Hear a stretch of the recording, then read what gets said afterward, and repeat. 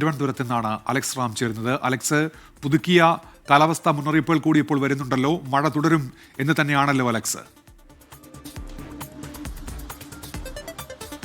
ഉന്മേഷ, സംസ്ഥാനത്ത് ഇന്ന് അതിശക്തമായ മഴ തുടരും. നാളെയും മറ്റന്നാളും ശക്തമായ മഴയ്ക്ക് കൂടിയുള്ള സാധ്യതയുണ്ട്.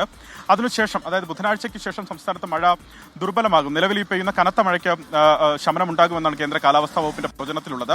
ഇന്നും 14 ജില്ലകളിൽ മഴ മുന്നറിയിപ്പ് നൽകിയിട്ടുണ്ട്. പ്രത്യേകിച്ച് വടക്കൻ കേരളത്തിൽ നമ്മൾ നേരത്തെ സൂചിപ്പിച്ചതുപോലെ തന്നെ അതിതീവ്ര മഴയ്ക്കുള്ള സാധ്യത നിലനിൽക്കുന്നുണ്ട്. വടക്കൻ കേരളത്തിൽ 5 ജില്ലകളിൽ റെഡ് അലർട്ട് പ്രഖ്യാപിച്ചിട്ടുണ്ട്. മലപ്പുറം, കോഴിക്കോട്, വയനാട്, കണ്ണൂർ, കാസർഗോഡ് ജില്ലകളിലാണ് അതിതീവ്ര മഴയ്ക്കുള്ള സാധ്യതാ മുന്നറിയിപ്പ് നൽകിയിട്ടുള്ളത്. ഈ ജില്ലകളിൽ 20 സെന്റിമീറ്ററിന് മുകളിൽ മഴ ലഭിക്കുമെന്നുള്ളതാണ് മുന്നറിയിപ്പ്. ഓറഞ്ച് അലർട്ട് ആകട്ടെ എറണാകുളം, ഇടുക്കി, തൃശൂർ, പാലക്കാട് ജില്ലകളിലാണ് അതിശക്തമായ മഴയ്ക്കുള്ള സാധ്യത മുന്നറിയിപ്പായ ഓറഞ്ച് അലർട്ട് ഉള്ളത്. തിരുവനന്തപുരം, കൊല്ലം, പത്തനംതിട്ട, ആലപ്പുഴ, കോട്ടയം ജില്ലകളിൽ യെല്ലോ മുന്നറിയിപ്പും നൽകിയിട്ടുണ്ട്.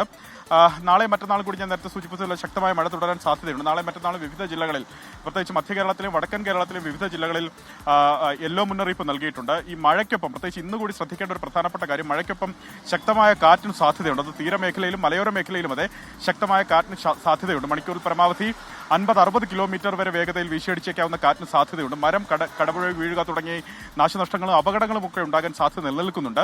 പൊതുജനങ്ങൾ ജാഗ്രത പാലിക്കണം. തീര മലയോര മേഖലയിൽ തുടരുന്ന ജാഗ്രത അത് അങ്ങനെ തന്നെ തുടരണമെന്ന് സംസ്ഥാന ദുരന്ത നിവാരണ അതോറിറ്റി വ്യക്തമാക്കുന്നുണ്ട്.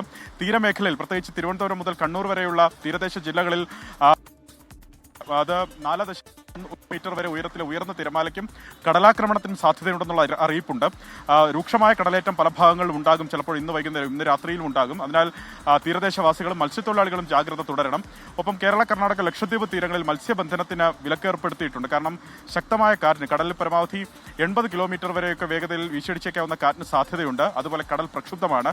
മോശം കാലാവസ്ഥയ്ക്ക് സാധ്യത നിലനിൽക്കുന്നുണ്ട്. ആ ജാഗ്രത അങ്ങനെ തന്നെ തുടരണം. വിവിധ നദികളിൽ ജാഗ്രതാ മുന്നറിയിപ്പ് ഇതിനോടകം നൽകിയിട്ടുണ്ടെന്നുള്ളതാണ് മറ്റൊരു പ്രധാനപ്പെട്ട.